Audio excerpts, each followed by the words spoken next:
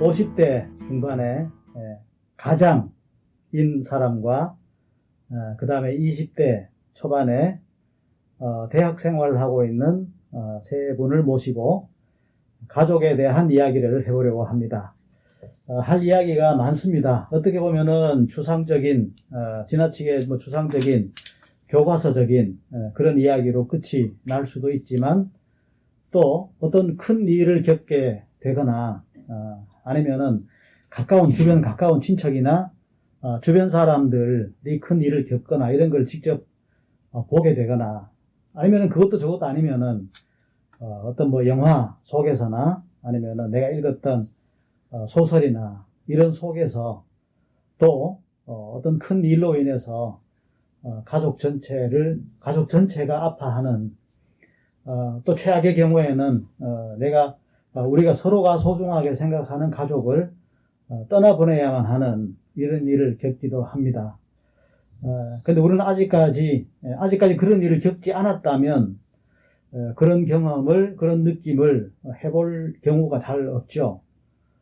그런데 이제 앞으로 우리가 살아가면서 어떤 일이 나에게 올지 또 내가 어떤 일을 남에게 영향을 줄지 이런 부분도 알 수 없는 거지만 일단은 지금 우리 현재 상황, 현재 내가 가진 생각으로 가족에 대한 이야기를 공유하는 그런 시간을 가져볼까 합니다. 자, 우리가 지금 하려고 하는 이야기에는 정답은 없습니다. 정답은 없고 또 만약에 가정을 하고 이야기를 한다면은 그 어디까지나 가정일 뿐이고 또 막상 그런 현실이 내게 닥쳤을 때는 내가 어떤 행동을 할지, 내가 어떤 생각을 할지 이런 것도 예단할 수는 없는 거죠.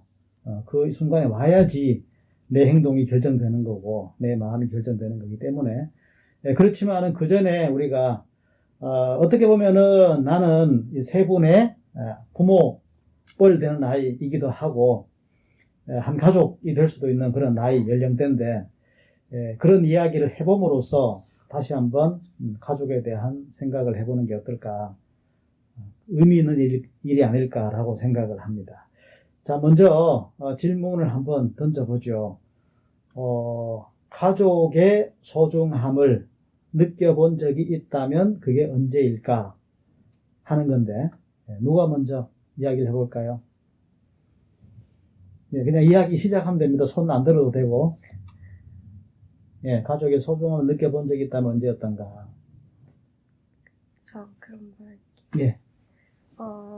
저는 이제 최근에 그 대면 수업이 좀 있었어가지고 대구에서 한 2달 살고 있는데 뭔가 그때 이제 일어났을 때 아무도 없고 그 혼자 방에서 있고 친구들이랑 밥 먹는 거 아니면 방에서 계속 보내니까 뭔가 대화할 사람도 없고 그래서 엄마 아빠가 되게 보고 싶었고 그리고 최근에 감기 걸려서 엄청 앓았었는데 그때도 뭔가 집에서는 이제 부모님들이 챙겨주시잖아요. 밥도 먹어야 된다 하고 약도 주시고 근데 혼자 이렇게 누워서 이렇게 아파서 이렇게 하고 있을 때 그때 좀 뭔가 소중함을 느꼈던 것 같아요. 평소에는 이제 일상이니까 그런 소중함을 못 느꼈다가 떨어져서 지내니까 그런 소중함을 느끼게 되는 것 같아요. 예, 그래서 소중하게 느낄 만큼 잘해드려야지라는 생각은 맞아, 들어요. 네. 드는데 잘 못해요. 막상 또 안 그렇지 해보면 네. 엄마한테 미안하다 해야지 아빠한테 미안하다 해야지 생각하는데 막상 미안하다는 말 하기가 왜 이렇게 어려운지 아마 가족이라서 그럴 거예요. 남이라면 사과할 수 있는데 미안하다는 말 고맙다는 말 나오는데 가족이니까 알겠지라고 하는 생각, 얘기하는 거 알겠지. 근데 그게 정말 무책임한 것 같아요. 내 경험으로 볼 때는. 말로 표현을 해줘야 아는데 사랑하겠지. 사랑하니까 내가 이렇게 해도 이해하겠지 라고 생각하는 게 나중에 보면 상처가 되는 경우도 있는 것 같아요. 저도 비슷해요. 저도 이번에 2학기 때부터 이제 혼자 살기 시작했는데 이게 맨날 항상 함께 하다가 없으니까 그제서야 느껴지더라고요. 약간 이게 너무 익숙한 게 이게 당연한 게 아니었구나 하고 저도 한번 허리를 삐어가지고 이렇게 누웠던 적이 있는데 약간 움직일 수가 없는 거예요. 근데 집에였으면 이제 동생이나 엄마나 와서 챙겨줄 텐데 아무도 챙겨줄 사람이 없으니까 조금 혼자 무섭더라고요. 근데 이제 제가 그때 동생한테 연락을 했어요. 이제 만약에 내가 무슨 일 생기면 바로 와달라고. 그때 좀 소중함을 느꼈던 것 같아요. 이게 진짜 항상 함께 할 때 몰랐는데 없으니까 약간 필요한 상황이 생기고 정말 나한테 약간 소중하구나 이 사람들이 필요하고 이 사람들이 다른 사람들이 그래 동생이 뭐라 그래? 빨리 와줘야겠다 그래? 아니 그렇게까지 하지 않았는데 그냥 그 툴툴대는 말투에서 약간 걱정하는 건 좀 느껴지더라고요. 병원을 가라 약을 먹어라. 그때 살짝 약간 아파서 그랬는데 좀 감동받고 고마움을 느꼈죠. 평소에는 그럼 아프면 병원 가라 약 먹으라 안 그러고 어떻게 때리나? 아니 그런 건 아닌데 그래. 그냥 이렇게 툴툴대면서 챙겨주는 그런 거를 좀 소중함을 느꼈던 것 같아요. 쟤는 정말 없으니까 보고 싶은 그런 느낌? 그다음 저는 가족들이랑 같이 살고 있긴 한데, 제가 그 한 달에 한 번 정도는 진짜 배가 엄청 아플 때가 있는데, 그때 이제 밖에서 그런 일이 생기면은 어떻게 해줄 사람이 없잖아요.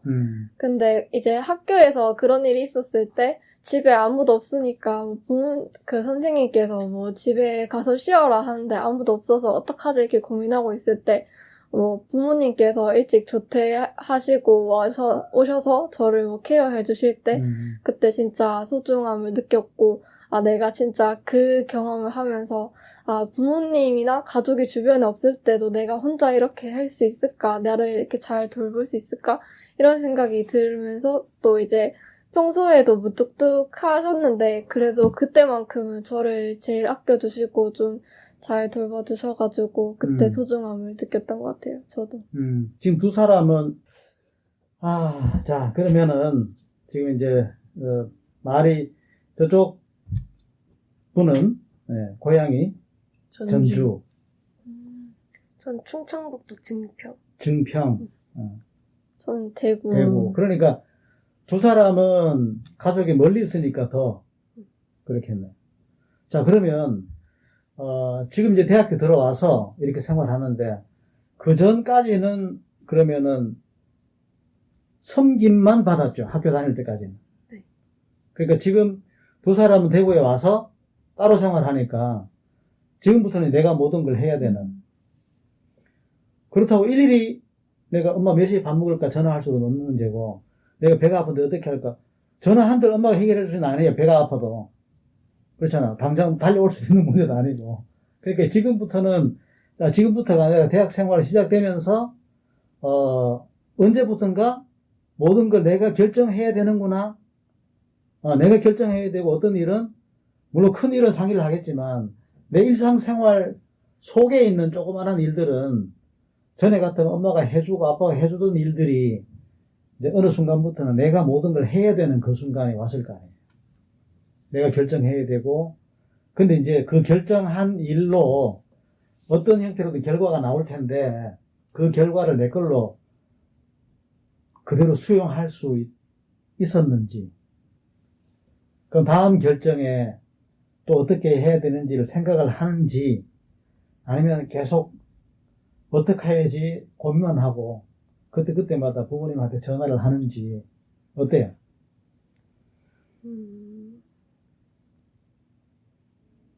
고민할 때요? 근데 저는 약간 그런 거 부모님이랑 말 안 하는 것 같아요. 그런 부분은. 네, 그런 부분 뭔가 친구들? 주로 은호 상대가 친구. 네. 그 또래 다 그렇죠? 대부분 친구들이. 네. 부모님한테 쉽게 말할 수 없는 부분들. 왜 그럴까요? 왜 부모님을 은호 상대로 생각 안 하고 친구를 먼저 생각할까? 꼰대라서? 약간 세대가 다르다고 느끼는 건 있는 것 같아요. 공감 못 해줄 것 같으니까. 네. 근데 공감 못 해줄 것 같으니까 미리 얘기를 안 하는 건지, 얘기를 했는데 공감 못 받았는지. 그런 경험도 있었던 것 같아요. 아무래도 부모님이 저보다 더 오래 사셨고 하니까 약간 제가 무슨 고민을 얘기하면은 공감을 해주기보다는 약간 현실적인 대안? 맞아. 이런 거를 제시해주는 편이 있어서 뭔가 친구한테 얘기하면은 좀 위로도 받고 공감도 해주고 해서 아무래도 친구한테 더 많이 얘기하게 되는 것 같아요. 그러니까 당장 어떤 해결책을 바라는 건 아닌데, 아니고, 예. 물론 해결책 나올 수도 있는 문제도 있고 아닌 문제도 있는데, 들어줄 상대가 필요한데, 근데 부모님은 부모님 마음에 그래요. 맞아요. 나도 같은 나이 또래의 친구들이 있으니까 보면은 부모님 입장에서는 얘가 이걸로 힘들어 하는구나, 내가 해결해 줘야지라는 생각을 하고 있는 거지. 그게 나쁜 의도에서 혼내려고 한다든지, 그것도 모르냐, 이러 하려고 하는 게 아니고, 어떻게 내가 해결해 줄까? 얘가 힘들어 하네? 그러니까 아파하는 걸 부모님이 되면은 못 봐요, 진짜. 감기 걸려서 막 힘들고 열나고 기침하잖아? 정말 거짓말 1도 안 못하고, 내가 저 열 내가 뺏어오고, 기침 내가 하고 싶은 마음들이 다 부모님 마음.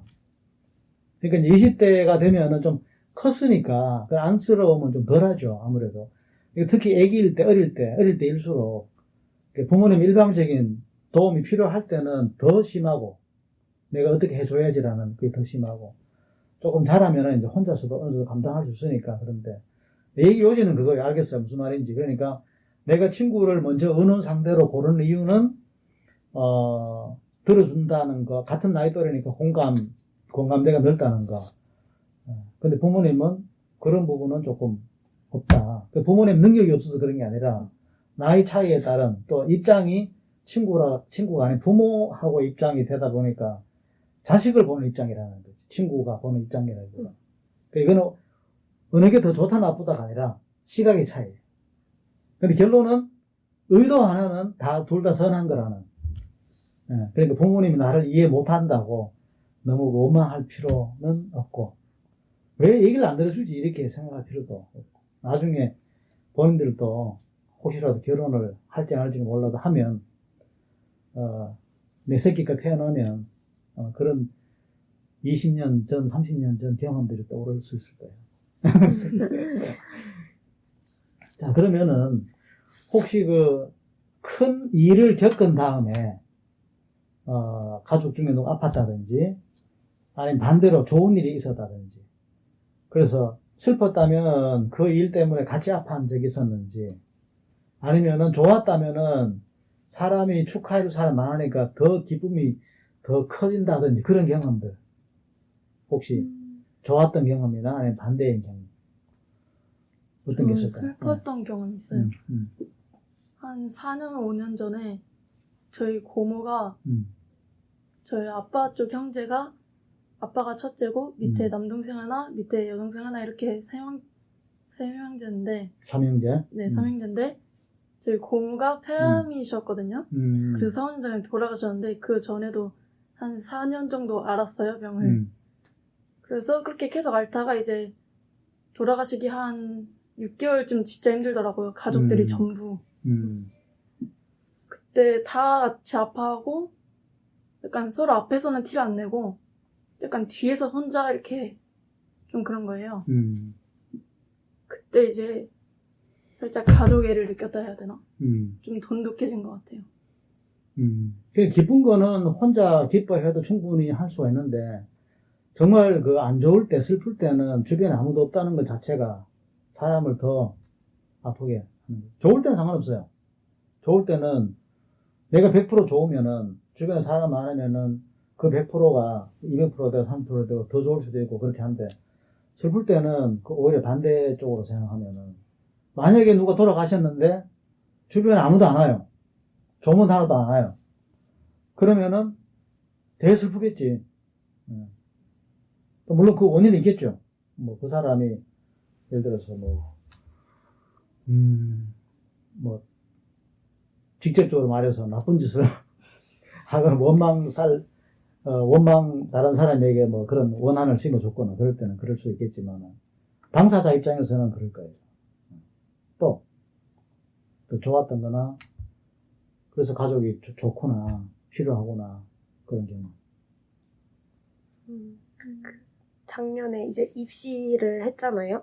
근데 이제 그거는 약간 인생이 바뀌는 그 입시가 인생의 첫 번째 전환점이라 생각하는데, 그래서 굉장히 합격자 발표 나거나 그럴 때 되게 떨렸는데, 이게 6개 정도 넣잖아요. 그러면 이제 떨어지는 데가 있고, 붙는 데가 있는데, 떨어지는 데가 있으면 좀 슬프잖아요. 그러면 그냥 옆에서 그냥 같이 이렇게 그렇게 같이 공감해주고 그런 거랑 아니면 붙었을 때 엄청 좋아해주는 그게 뭔가 학교에서도 선생님이나 친구들이 이제 축하해줄 때도 있는데 그것보다는 뭔가 가족이 조금 더 진심이고 그런 뭔가 오로지 나만 생각해주고 축하해주는 거니까 그럴 때 그게 좋은 것 같아요.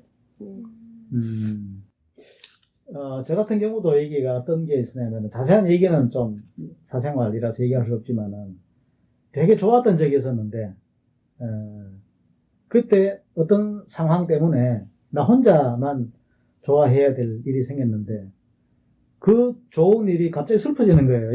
얘기할 사람이 없으니까. 그래서 술을 되게 먹고, 이틀 동안 뻗었던. 그 가족은 있어도 없어서가 아니라 당장 어떻게 할 수 없는 상황, 가까이 올 수 없는 상황, 쫓아올 수 없는 상황.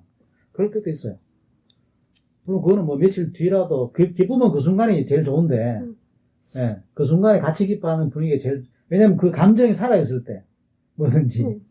근데 왜 이럴 때 있잖아요. 따지고 싶은데, 막 당장은 막 어떻게 해보고 싶은데, 한 하루, 이틀, 한 시간 지나버리면 좀 사그러드는, 그럼 조금 이성을 되찾는 그런 경험들이 있듯이. 근데 이 좋은 일은 그 막 좋을 때 옆에 같이 좋아해주는 게 있으면 이렇게 막 배가 되는데, 조금 지나버리고, 생일 같은 경우. 맞아요. 그 전이나 당일날 챙겨주면 좋은데, 며칠 뒤에 하면 조금, 억지로 챙겨가는 듯한 그런 느낌이 들 때도 있죠.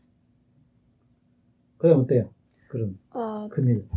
저는 최근은 아니고 한 작년에 그 큰아버지께서 돌아가셨는데 그렇게 막 직접적으로 교류가 많았던 건 아닌데 그런데도 불구하고 그 친아버지 그 장례식장에서 진짜 그 사진 있잖아요. 영정 사진. 그거를 보는데 뭔가 눈물이 막 나더라고요. 그래서 막 그 장례식에서 그 큰아버지 영정 사진을 보고 우리 엄마도 우리 아빠도 뭐 언제가 될지 모르겠지만 뭐 태어나는 데는 순서가 있어도 가는 데는 순서가 없다고 그렇죠. 하잖아요. 그래서 나 이렇게 돌아가시기 전에 뭐 더 아파지시기 전에 더 열심히 부모님께 잘해드리고 말도 잘 들어야겠다고 생각은 하는데 또 그게 또 마음대로 네, 안 되더라고요. 돌아서면 따지고 또 소리 지르고. 맞아요. 근데 그렇게 느끼는 순간이 있다는 게 중요한 거예요. 그렇게 해야 그런 고마운 순간 느끼고 잘해드려야지. 현실적으로 물론 힘들어요. 잘해드린다는 게. 나도 수업 끝나고 나면은 다음 시간 더 잘해야지 하는데 마음대로 안 되듯이, 그게. 근데 그런 걸 느낀다는 게 언제든지 그 사람은 그 어떤 공감할 필요가 있을 때 같이 해줄 가능성이 높은데, 그냥 아무 생각 없다 하면은 뭐 그 자체 글쎄 힘들겠죠. 이야기할 거 많아요. 가족 이야기 하다 보면은. 근데 나 같은 경우도 어떤 그 50 중반 동안 살아오면서 가족의 어린 시절에 봤던 가족 모습이 있고, 어린 시절의 가족은 원망스러운 가족. 그게 이제 상황 때문에 그런데, 아버지는 평생을 술하고만 친구로 지내.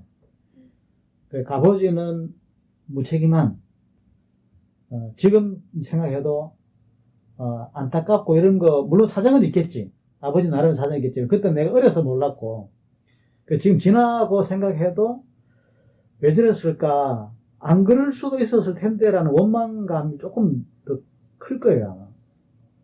그래서 나는 가정 하면 엄마밖에 안 떠오르는, 어머니 고생하신 것밖에 안 떠오르는. 그러다가 뭐 이렇게 가다 보면 내가 또 가정을 가지게 된 거고. 아버지 사랑을 하나도 못 받아봤죠. 아버지가 어떤 존재였느냐. 내 기억 속에 남아있는 아버지는 술 취한 모습밖에 없고, 엄마 때리던 모습밖에 없기 때문에.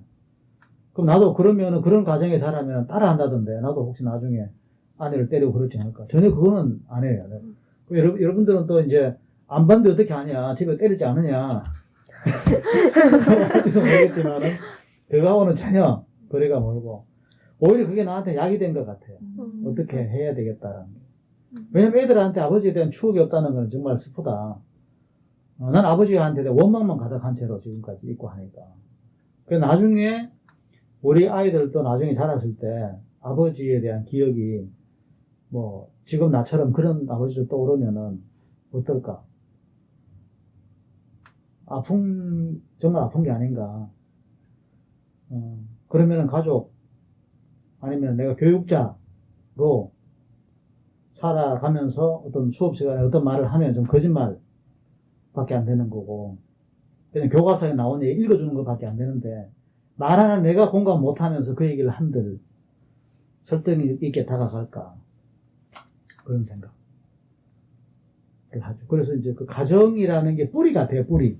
그 가정의 분위기가 뿌리고, 그 뿌리에서 빨아들인 영양분이 그게 이제 큰 나무를 자라게 만드는, 알게 뭔가 이 눈에 확실하게 보이고 손에 잡히는, 말로 뭔가 이렇게 공식화 설명할 수 있는 그런 건 아닌데, 눈에는 보이지 않지만 막연하게 나나 그것이 우리 숨쉬는 공기 같은, 그게 이제 가정이 아닐까. 물론 행복한 가정이. 행복 안 한 가정 아닌 건 아닌데, 또 그건 나름대로 이유가 있을 거기 때문에, 우리가 어떤 게 행복이고 어떻게 불행한 가정이냐는 단정은 쉽게 말하기는 힘들 것 같아요. 이게 이제 상황이 다르고, 행복, 불행의 기준은 주관적인 부분도 많기 때문에, 또 자존감이 있는 사람이 따라서 또 다르기 때문에 그런 것 같아요. 어쨌든, 내 어릴 때 가족은 그 식구가 많아서 팔남매. 와. 팔남매 중에 막내. 와. 막내인데, 근데 이제 막내 얘기를 왜 하냐면은, 그때는 정말 가난했고, 그러니까 나랑 맨 위에 누나 형님이랑 나이 차이가 한 30년 가까이 나거든요. 그러니까, 내가 태어났을 때는 없었지. 각자 그때는 취업이라는 개념보다 먹고 살기 위해서 뿔뿔 흩어진 거죠. 한 집에 살 식량이 없으니까. 상상이 안 되겠지만. 8명이 먹고 그러니까 아버지 합치면 10명이죠. 같이 먹고 그게 안 되니까. 각자 먹고 살길 찾아서, 10대 중반대 나이부터 도시로 막 흩어진 거죠. 그러다 보니까 나는 어느 정도 자랄 때까지는 우리 집에는, 지금 당장 내 바로 위에 누나도 어리고 하니까 그 몇 명만 우리 가족인 줄 알았지. 그러다가 설이나 뭐 추석 되면은 모이면 가족이라고는 하는데 내 어린 마음에는 저 사람 누구지라고 했던 기억도. 나한테 막 막내 동생이라고 옷도 사오고 막 했는데 그런 기억이 왜 사왔지 싶은 누구지 이런 생각. 형 누나라고 하는데 왜냐면은 한 번도 같은 생활 해본 적이 없으니까. 1년에 한두 번 볼까 말까 하는 거니까. 물론 나중에 뭐 다 알고 하니까 핏줄이 당기니까 뭐 알지만은 지금은 그런 생각 없지만 그때는 하여튼 그랬던, 다 흩어져 살았던 가족이라서 그랬던 경험. 근데 이제는 가장이 되고 나니까 내 가족은 내가 어떻게 하고 있는가라는 생각. 오늘 이것도 찍으면서 그런 생각이 들어요. 나는 내 가정에 아이들한테는 어떤 가장으로 보여지고 있을까? 아이들 행복해 할까? 나를 어느 상대로 생각해 줄까? 내 마음은 그냥 아직 마음은 20대지만은 그래도 애들한테는 세대 차이만 하고 그런데 그래서 하여튼 그래요. 어떤 가장일까?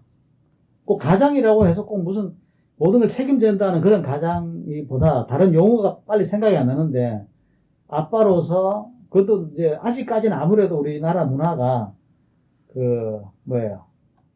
아버지 중심 인간을 부정할 수 없는 거죠. 이제 지금은 거의 개인화 되어가는 과도기에 우리가 있는 거고, 각자 조금은 많이 그렇잖아요. 20대 좀 넘어서면은 미국처럼 각자 분가해가는, 독립해가는 생활 패턴을 지금 넘어가는 과도기 상태인데, 아직까지는 그래도 아직 우리나라에서 한 가정에 차지하는 비중은 가장의 비중이 크니까 그런 부분이 크니까 그런 생각을 해본 계기가 된 겁니다. 자, 또 다른 얘기 한번 해보겠습니다. 지금 이제 상황이니만큼 특히 부모님하고 떨어져 있는 두 분은 가족의 존재, 지금 내 옆에는 없지만 혼자 생활하고 있죠. 자취, 기숙사. 예, 그러면 특히 이제 부모님 생각날 때가 많을 텐데, 그럴 때 내가 느끼는 부모님과 또 내가 느끼기에 부모님이 나를 어떻게 대하는가라는 느낌이 올 때가 있는지 소개해 주세요. 저는 혼자 사니까 원래는 안 그랬는데 부모님이 계속 연락이 와요. 이제 밥 먹었냐 물어보고 이제 잘 지냈냐 물어보고 약간 저를 아직도 아기인 줄 아시고 걱정을 많이 하시는 것 같아요. 근데 원래 그냥 집에 있었으면은 밥을 밥 먹든 먹었냐 말든. 그런 거 안 물어보시는데 떨어져 있으니까 음, 자꾸 걱정되시는 마음에 연락이 와요. 그때 귀찮다. 귀찮진 않은데 약간 나에게 관심이 되게 많으시고 내가 사랑을 받고 있었구나 를 이제 새삼 느꼈죠. 네. 그러면 혹시 이제 만약에 가정인데 친구들 중에는 어려운 친구들도 있거든요. 그러면 이제 부모님이 안 계신 그런 경우 충분히 있을 수가 있잖아요. 그럼 이제 계속 혼자 좋을 때는 괜찮아요. 혼자 생활하든 뭐 여러 생활 상관없는데 특히 이제 어떨 때 우리가 알 수 있냐면은 힘들 때 속담에도 그런 말이 있거든요. 힘들 때 친구가 정말 진정한 친구다. 좋을 때는 누구나 친구가 될 수 있어요. 근데 어떤 친구가 힘들어지면 처음에는 조금 하다가 조금 지나면은 예의상 공감해 주다가 그 계속 어려운 상황에서 벗어나지 못할 때는 떠나버리는 경우가 많거든요. 얘기 엉뚱한 데로 가버렸는데 어때요? 그 아까 얘기 같은 질문. 저도 진짜 거의 하루에 3번? 그러니까 아침, 점심, 저녁으로 밥 먹었냐고 전화가 오는데, 근데 이게 저를 걱정해 주는 거잖아요? 그래서 막, 내가 걱정되는구나 싶은데, 근데 또 막상 받으면 밖에서 놀고 있을 때 오면은, 나 먹었어, 알아서 먹을게 이러고 하는데, 근데 부모님들은 근데 저는 심지어 늦둥이라서 더 애기처럼 대해주셨단 말이에요. 근데 이제 또, 충북에서 대구가 되게 머니까. 천국에서? 충북. 충북이랑 대구가 머니까 더 막 못 가니까 계속 이렇게 전화로 확인하고 그럴 때 뭔가 나 계속 생각하고 있구나 이런 거 느낌. 네. 저도 가족이랑 살고 있는. 가족이 약간 집 같은 존재라고 생각을 했어요. 왜냐면 가족이랑 같이 있으면은 집에 있는 것처럼 나를 외부로부터 보호해주기도 하고, 또 저를 좀 편안하게 해주기도 하고, 그래서 오히려 가족이랑 있을 때는 약간 외부 사람들하고 있을 때 약간 체면 차리는 그런 게 없잖아요. 가식적인 모습 없고, 그냥 완전 나를 딱 보여주는 그런 존재라서 좀 편안하다고 생각도 했었고, 그리고 또 최근에 저희 어머니께서 퇴직하시고 집에 계시는데, 예전에는 제가 엄마에 대해서 약간 관심이 없었거든요.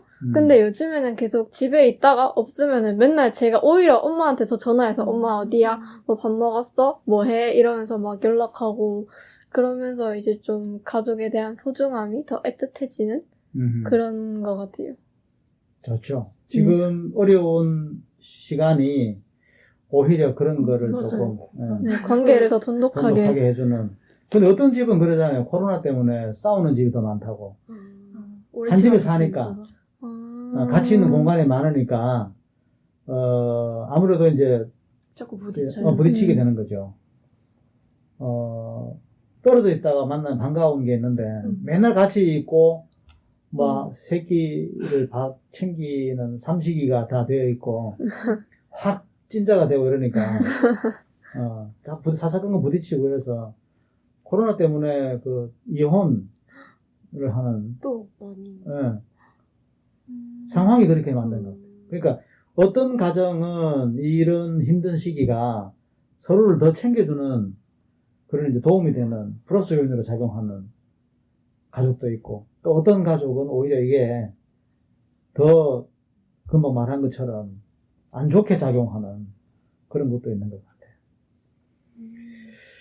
자, 그러면은 또 다른 얘기를 한번 해봅시다.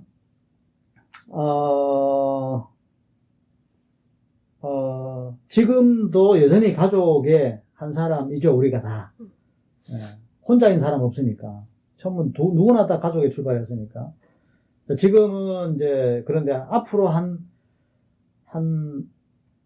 뭐, 짧게는 한 10년? 20년? 아니면은 한 30년 뒤를 가정했을 때, 지금처럼 내가 이제 자식으로서, 있는 게 아니라, 부모로서, 부모이면서 자식인 그런 때가 올 거 아니에요? 그렇죠? 자, 그럴 때 나는 어떤 내가 꿈꾸는 가족, 이상적인 가족, 현재까지는 이론이죠. 이상적일 수밖에 없어. 상상 속에만 존재하는 거니까. 그렇다 하더라도 한번 생각을 해보는 거예요. 내가 꿈꾸는 가족은, 내 가족은, 세 사람 다 이제 남자가 아니니까. 남편은, 아이를 낳는다는 전제하에서, 그런 전제하에서, 내가 꿈꾸는 가족은 어떤 모습일 거다라는 거 한번 생각해 봅시다. 예를 들어서, 예를 들어서, 지금 나는 우리 가족이 좋아서 그대로 갈 거야. 이런 가정. 어릴 때 보면 딸들이 그런 경우 얘기 많이 하잖아. 아빠랑 결혼할 거야. 그게 정말 좋은 얘기거든. 세상 남자가 다 아빠 같으면 좋겠다는, 아빠 같은 남자라면 언제든 결혼하겠다는 그런 이야기인데, 어린 나이에 표현을 할 줄 모르니까 그렇게 얘기하는 거고, 반대로 아빠의 모습을, 엄마의 모습을 보고, 난 결혼 안 할 거야 라고 하는 경우도 있겠고, 뭐 여기가 다 좋아요. 다 좋으니까 다 우리가 범위에 넣어가지고 한번 이야기를 해봅시다. 저는 일단은 아이들 같은 경우는 제가 생각한 게 있는데 이제 친구랑도 이제 기숙사 걸어가면서 얘기했던 게 외동이면은 나중에 막 부모님이 혹시라도 안 계시면은 진짜 세상에 혼자 뭐 친척들은 있겠지만 직접적인 가족이 없잖아요. 그래서 우리는 뭐 그 친구도 오빠가 있고 저도 오빠가 있어서 그래도 뭔가 형제가 있다는 게 좀 좋은 것 같다 생각해서 저는 항상 무의식적으로 나중에 만약에 결혼을 하게 되면 무조건 아이는 2명 이상 그렇게 약간 좀 뭔가 그런 걸 만들어주고 싶다는 생각을 했어요. 뭔가 나중에 이렇게 뭐 나이 차이가 많이 나든 어쨌든 그런 핏줄로 연결된 그런 가족? 그걸 느낄 수 관계, 끈끈한 관계. 그런 관계를 만들어주고 싶다 생각했고, 남편은요, 조금 그 아빠가 약간 다정한 면이 있단 말이에요. 엄마는 약간 뭐 문과이과로 표현하면 엄마는 이과 같고 아빠는 문과 같은데 약간 그런 좀 다정한 사람이 남편이었으면 좋겠어요. 그런 생각했었어요. 나 같은 경우는 집에서 애들이 나랑만 이야기하려고 그래요. 엄마하고 얘기 안 하려고 그래요. 싸울러 덤비니까. 맞아. 딸은 아빠 최고고 항상. 지금 25살인데. 그런 상황이고. 아들도 일단 나한테 먼저 이야기해요. 어떤 집은 이런 거 있잖아요. 왜? 엄마랑 의논해라. 아빠는 뒤에서만 서 있는 그런 존재. 직접적인 애들하고 교감을 한다든지 이야기를 한다 이런 것보다는. 근데 나 같은 경우는 항상 집에 들어갈 때 불러내서 소주도 한잔 하고 그럴 때 있고 그럴 때 있는데 그러면 얘기가 또 자연 쉽게 나오고 좋아요. 하여튼 그런 꿈을 꾼다는 자체가 꿈이죠. 지금 꿈인데 계획일 수도 있고 근데 그런 생각하고 있는 자체가 가족이라는 분위기가 가족이라는 건 결혼을 전제로 생기는 거잖아요. 그렇죠? 그러니까 결혼을 생각하면서 그런 가족을 꿈꾼다는 게 현재로서는 우리 가족은 긍정적인 활력소 같은 존재 자리하고 있다는 증거죠. 좋은 거죠. 결혼 안 할 거야 라는 친구들은 조금 아마 뭔가 이유가 있을 거예요. 어떤? 저는 약간 아버지께서 좀 무뚝뚝하시고 또 저랑 의견 충돌이 많아서 어릴 때 자주 싸웠거든요.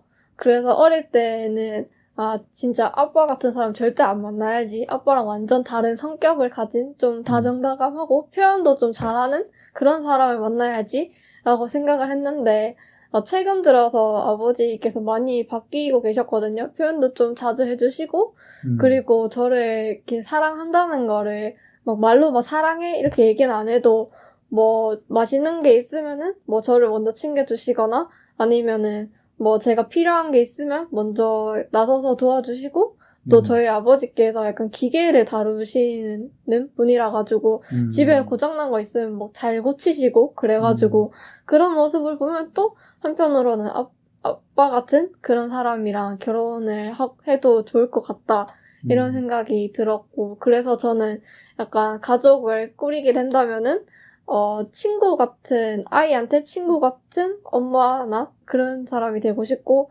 또 남편한테는 좀, 남편이랑 얘기도 잘 통하고, 남편하고도 친구처럼 지낼 수 있는 그런 사람이 되고 싶고, 남편도 약간 다정다감하고, 표현을 잘하고, 그리고, 저랑 취미가 잘 맞아야 되니까, 운동도 같이 할 수 있는 그런 사람이면 좋겠고 아이들도 좀 활발하게 키우고 싶은 그런 생각이 있어요. 네, 그런 남편 없죠?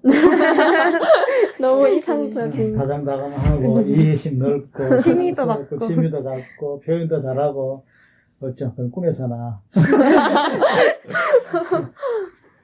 네. 근데 이제 한번 물어보죠. 아빠 왜 이렇게 변한 거냐고. 무슨 속내가 뭐냐고. 옛날에 무뚝뚝했는데 왜 이렇게 변했냐고.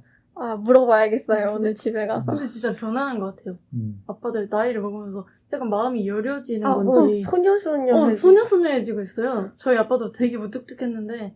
50대? 아니요, 아직 40대 후반. 40대 후반. 근데 요새는 점점, 약간, 눈물도 많아질 것 같고. 엄마가 싫어해요. 자꾸 사람이 소녀가 된다고.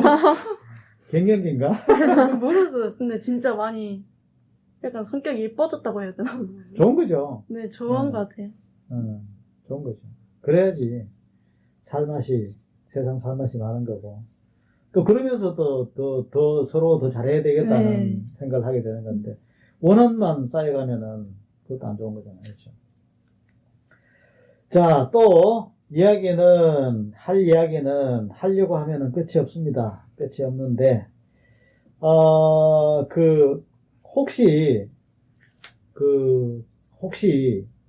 어떤 그 이유 때문에 가족을 떠나고 싶을 때가 있었는지. 저 있었어요. 네, 어떨 때 그랬어요? 아버지께서 무뚝뚝하기도 하셨는데, 약간 어릴 때 손찌검이라고 해야 되나?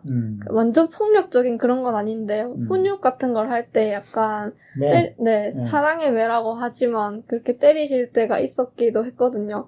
그래서 그때마다, 진짜 집 나가고 싶다. 또 빨리 독립하고 싶다. 이런 생각이 들었던 것 같아요. 혹시 그때가 초, 중, 고 중에 어떨 때인지?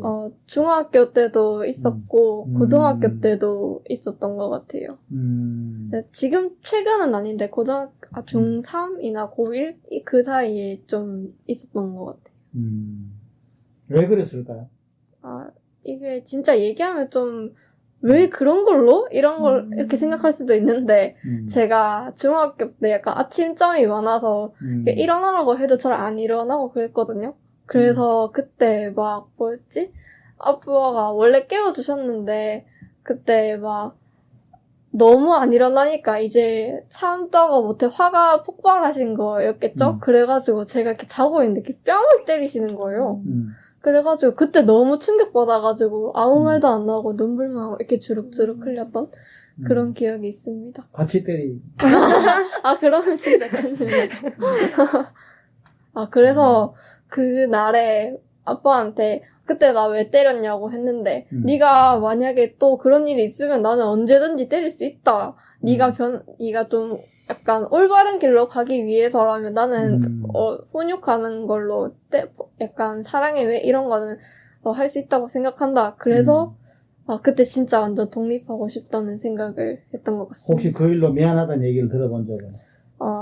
그 일에 대해서 직접적인 사과는 없었는데 그래도 최근에는 아빠가 어릴 때 때려서 미안하다 약간 이런 식으로 얘기하시는 것 같아요. 확실히 변하신 건 맞네요. 네. 근데 그게, 물론 그래요. 그게 이제, 그렇게 때리는 게 최선이었을까? 깨우기 위한 거였다면, 나는 방식이 그렇게는 안 해요. 그렇게 안 하고, 몇 시에 일어나야 된다? 몇 시에 깨우죠? 그 다음에 내버려둬, 그냥. 자든지 말든지. 왜냐면은, 그 일로 인해서 본인이 감당할 일이 분명히 생길 거란 말이에요. 학교 가서 혼나든지, 아니면은, 지금도 그런데 어떤 선택을 할 때, 그냥 맡겨두는 거죠. 그러니까 맡겨두면, 본인의 선택의 결과의 무게가 얼마인지를 본인이 느끼면, 그다음부터는 안 그러겠지. 정말 그 일로 인해서 내가 큰, 결과를 감당해야 될 몫이 커진다면은, 본인이 알아서 하겠지라는 생각에. 방치하는 게 아니고. 몇 번 때리는 것보다 그게 안 낫겠나. 저희 아버지가 요새 그렇게 변하시는 것 같아요. 어렸을 때는 엄청 엄격하게 해가지고 저는 혼나기 싫어서 제가 알아서 막 습관이 그렇게 들더라고요. 그러다가 요새는 약간 그냥 교수님처럼 약간 놓아주는 느낌? 그냥 너가 알아서 책임지고 해라. 그러니까 제가 스스로 너무 책임감을 느끼니까 약간 신중하게 되더라고요. 행동 하나하나. 그렇죠. 좀 그런 게 좋은 것 같아요. 그게 100번 때리는 것보다, 네. 물론 이거는 자식 교육적인 면에서는 네. 부모님들 사이의 가치관 차이가 굉장히 커요. 네.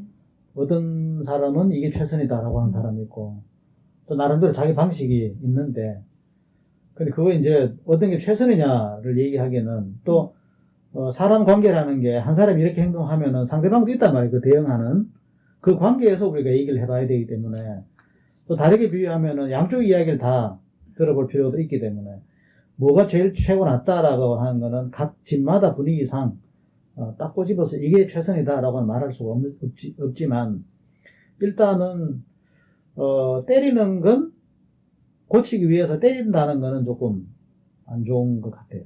물론 한 번으로 끝나고, 일회성으로 끝나고, 그 다음에 어떤 다른 방식이 바뀐다든지, 이거는 어쩔 모르겠지만은, 폭력은 또 계속 이어질 수가 있고, 아까 말한 대로, 지나간 얘기긴 하지만, 니를 그렇게 고치기 위해서라면 또 때릴 수도 있다. 라고 한다면은, 그거는 상대방의 입장에서는 공포가 될 수도 있는, 공포로 될 수도 있는 거고. 과연 그러면 내가 고쳐야지라는 반성보다 오히려 다른 다른 나쁜 감정을 더 가질 가능성도 있고, 그렇기 때문에. 방법이야 여러 가지가 있겠지만은, 폭력으로 어떻게 하겠다는 거는, 그건 안 좋은 것 같다. 크게 맞아본 기억은 없는 것 같아요. 어릴 때 맞아본 기억은 없는데, 이제, 팔남매 막내다 보니까 휘엄만 받고 자랐죠. 근데 이제, 그러는데 그 어릴 때가, 그랬으니까 아버지는 이미 팔남매를 둔 상태였기 때문에 내가 어릴 때는 아버지가 연세가 많았던 편인데, 그러다가 얼마 중학교 때 돌아가셨죠. 중학교 1학년 때 돌아가셨으니까. 내 기억 속에 아빠는 태어날 때 모르니까 한 5살쯤부터 해서 중학교 1학년 때까지 그 사이의 기억인데, 고 6년, 7년, 8년이라는 기간이 8년 중에 한 7년 364일은 술 취한 모습으로만 기억이 나와요. 아빠랑 어디 손잡고 시골이니까 과일을 따라간다든지 이런 경험은 전혀 없고, 물론 그때는 옛날이어서 부자가 아니고 엄마 자식들하고 부모님들 사이에서 다정다감하게 손잡고 이런 거 잘 없죠. 또 시골이고 농사가 주로 위주이기 때문에 그런 분위기는 없긴 하지만, 그래도 하여튼 그런 기억, 그게 굉장히 컸죠. 내가 나중에 결혼하고 아빠로서 아이들한테 어떤 모습으로 보여줘야 될까라는 데 작용하는 데는 컸죠. 그러지 말아야 되겠다. 그런 생각. 또, 집 나가고 싶다.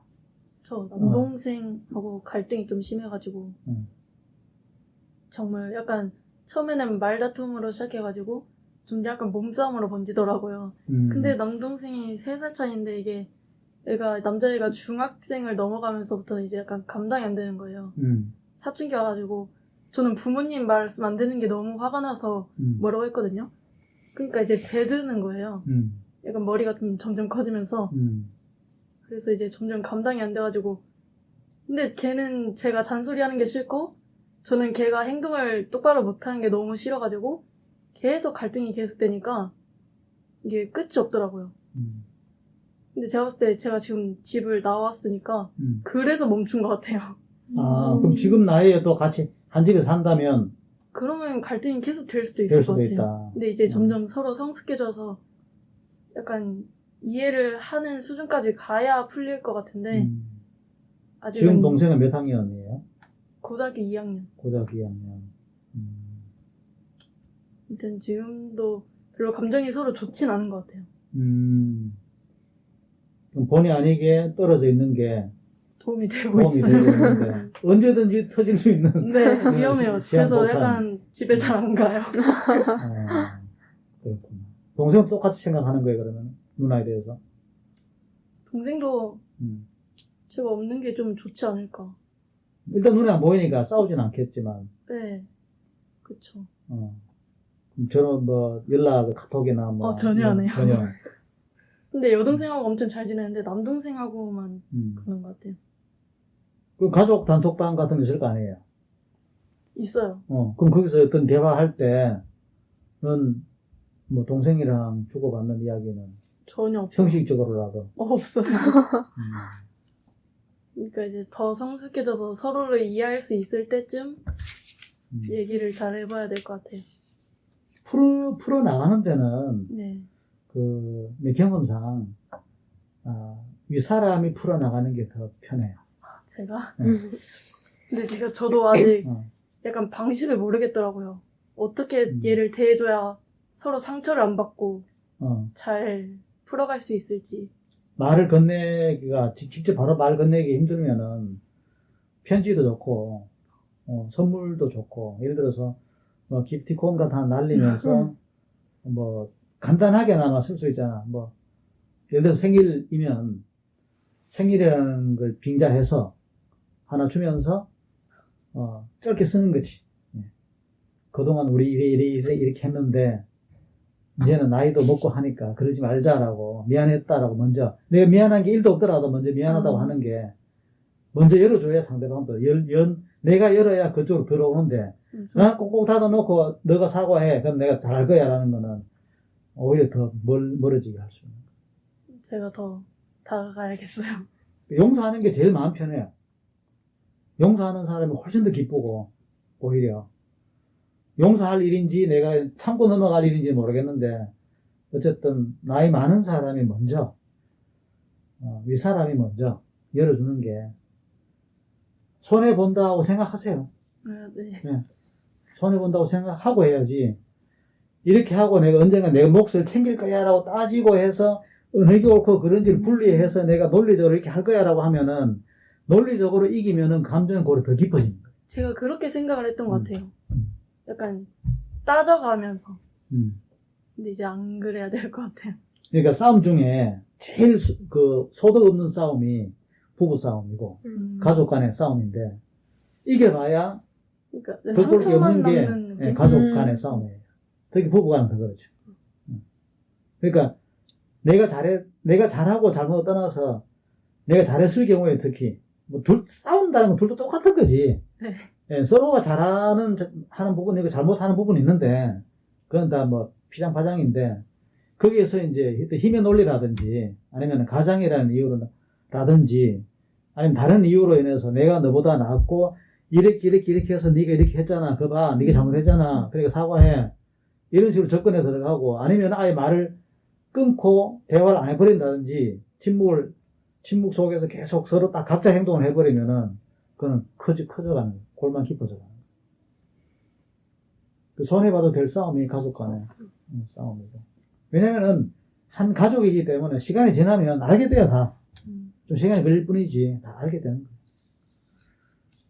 그래서 열고 나가는 게 좋고, 언제까지 두고 보자 이렇게 이제 벼르고 있으면은 오히려, 왜냐면 상대방은 느끼거든, 그 감정을, 기분을. 묘한 기운, 그 집안의 묘한 기운이라는 게 그러잖아. 눈빛만 봐도 티가 나서. 티가 나지. 적대감을 가지는 문화라든지 아니면 뭔가 좀 노력하는 것 같네라는 느낌은 다 바로 와요, 기분으로. 그러면 느낌이 이제 있으면. 걔도 이렇게 마음을 여는 건가요? 열겠지. 그래도 안 연다 하더라도 한 번으로 안 되기 때문에 몇 번 더 놓고 해볼, 두드려 볼 필요가 있는 거예요. 그렇게 하면은 지금처럼, 안 싸우니까 일단은 편하다라고 계속 가는 것보다 그걸 털고 기분 좋게 화목하게 만들면 더 좋은, 훨씬 좋은 거기 때문에. 그런 것 같아요. 만약에 그러다가 두 사람이 이야기를 할 수밖에 없는 상황이 생기면 어떡할 거냐고. 곤란해요. 예를 들어서 엄마 아빠가 두 분 중에 한 분 다쳤거나, 그래서 야, 내가 오늘 면회가 아니라 내가 뭐 한다 그러죠? 병문안. 아니, 병문안 아니고. 간호? 간호 할 테니까, 예식까지 니 와라. 얘기해야 될 때가 있잖아. 물론 얘기 안 해도 카톡으로 내가 할 테니까 와라. 라고 하고, 뭐, 대답 안 해도 올 수는 있지만, 그렇게 하는 것보다, 우리는 가족이잖아. 라는 느낌을 맞아요. 심어주고, 결국 우리가 힘을 합칠 수밖에 없고, 그 힘을 합쳤을 때의 기쁨이 더 배가 된다 하는 그걸 그렇게 해서 서로 겪고 가야지. 그렇지 않으면 더 힘들어집니다.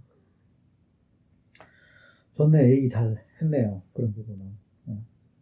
기회 될 때. 그러니까, 뜬금없이 어느 날 갑자기 하지 말고, 뭔가 일이 생일이나, 동생 생일이나, 아니면 연말 곧 다가오면 좋잖아. 이제 해도 바뀌는데, 이렇게 이제, 나이도 한 살 더 먹는데, 이러고, 너도 이제 고3인데, 이러고, 얘기 꺼내기 좋잖아. 핑계거리가 있잖아. 네.